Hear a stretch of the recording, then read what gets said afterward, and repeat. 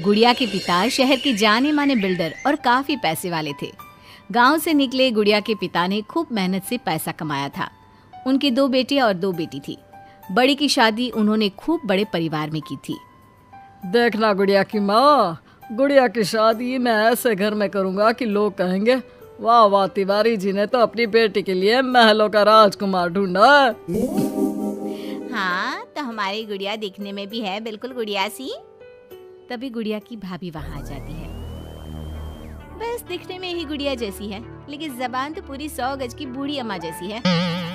अरे फिर बोली तू, गरीब घर की लड़की अमीर घर का लड़का पटा लिया, वरना तो हम अपने बेटे के लिए भी अंबानी से कम की बहू ना लाते। अरे बस करो, ऐसे बात नहीं करते बहू से।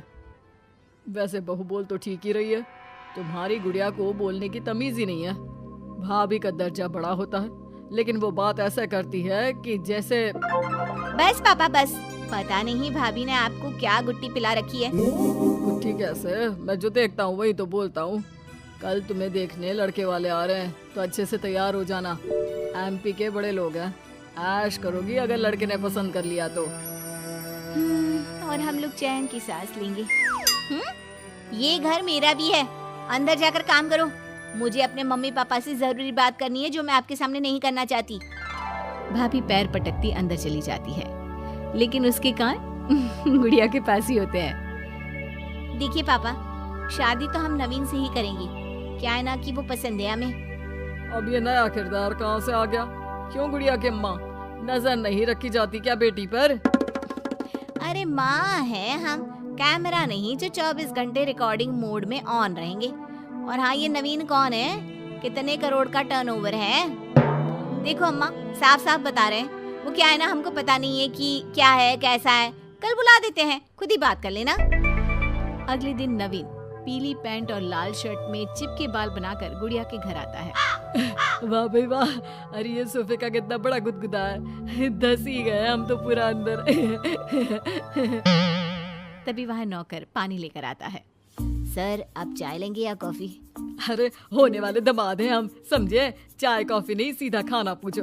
वैसे एक काम करो, वो काजू होता है ना, उसको जरा देसी घी में अच्छे से तल कर ला दो, ठीक है? हाँ, और हाँ, बादाम को पीस कर दूध में उबाल कर वो भी ले आओ साथ में, ठीक है?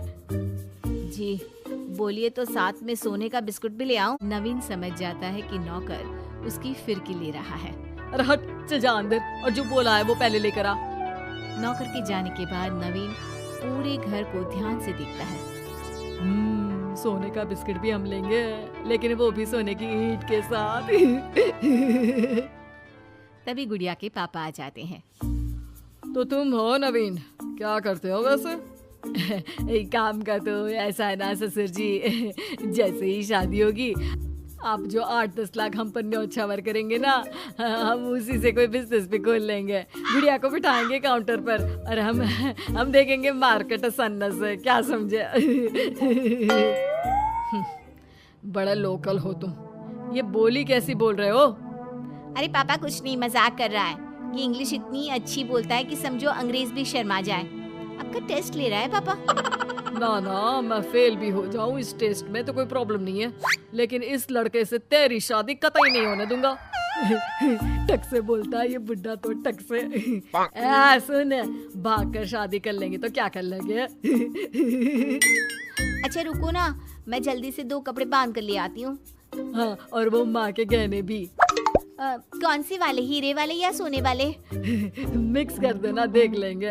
और हाँ, नीचे खड़े हैं हम फटफटिया लेकर, स्टार्ट कर रहे हैं, जल्दी से आ जाओ, ठीक है? ओके, अभी आते हैं हम। बस बस, बहुत नाटक हो गया तुम दोनों का। तो रिश्ता पक्का समझे ना? हाँ हाँ, बस भागना मत, नाक कट जाएगी मेरी। तभी वहाँ भाभी आ जाती है, हाथ में मिठाई की थाली लेकर। लीजिए, मुंह मीठा कर लीजिए। इतनी सुंदर नाकरानी रखी है। ये नाकरानी नहीं, भाभी है मेरी। वो पर्दा दिख रहा है ना, उसी के पीछे रहती है ज्यादातर, बाकी उनका रूम तो ऊपर के फ्लोर पर है। पर्दे के पीछे क्यों? अरे वहाँ से इनका अपना ब्रॉडकास्ट चैनल चलता है ना, कौन आया कौन गया, किसने क्या बात की, इसकी सारी रिपोर्टिंग पूरे दिन करके रात में ये हमारे घर का बुलेटिन टेलीकास्ट करती है। तुम्हारा हो गया क्या? तो ये लो मिठाई खा लो। खैर, गुड़िया की शादी हो जाती है नवीन से। शादी के बाद गुड़िया नवीन के घर आती है। अरे यार, कहाँ ले आए? अपने घर कब ले चलोगे? अरे यही तो घर है हमारा किराए का, और कहाँ ले जाएंगे तुमको? ना ना ना ना, इस छोटी सी घर में मैं नहीं रह पाऊंगी। मुझे तो बड़े मकान की आदत है। सही आदत है बिटिया। अरे हम तो बोल रहे हैं आदत के साथ कोई कॉम्प्रोमाइज नहीं करना चाहिए। जाओ, कल जाओ अपने पिताजी के पास और उन्हें अपनी समस्या बताओ। अरे तिवारी बिल्डर का तो नाम चलता है, दुनिया को घर दिलाते हैं, अपनी बेटी को कैसे छोड़ देंगे इस छोटे से घर में? होता भी वही है। गुड़िया के पापा उसे एक मकान ले देते हैं। देखिए पापा जी, आपने गुड़िया दीदी को शादी में लाखों दे दिए, मैंने कुछ नहीं कहा। आपकी बेटी है, लेकिन ये तो रुकने का नाम ही नहीं ले रही है। अब घर भी ले लिया। अरे कितना देना है, कब तक देना है? तेरे पेट में क्यों दर्द हो रहा है? मेरी बेटी है, जितना चाहेगी, जितना मांगेगी उतना दूंगी। उधर गुड़िया के ससुराल में, मैं आज नाश्ते में कुछ हेल्दी लूंगी, मेरे लिए कोई कुक है क्या? जो है मैं ही हूँ, बताओ क्या खाना है? सारा दिन तो मैं घर पर ही रहता हूँ। क्यों, काम पर नहीं जाओगी क्या?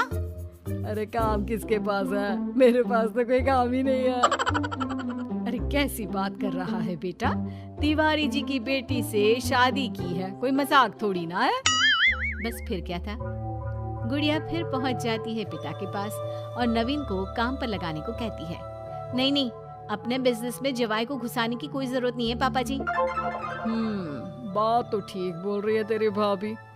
इस बार उसे बोल दे कि मैं कोई मदद नहीं कर पाऊंगा।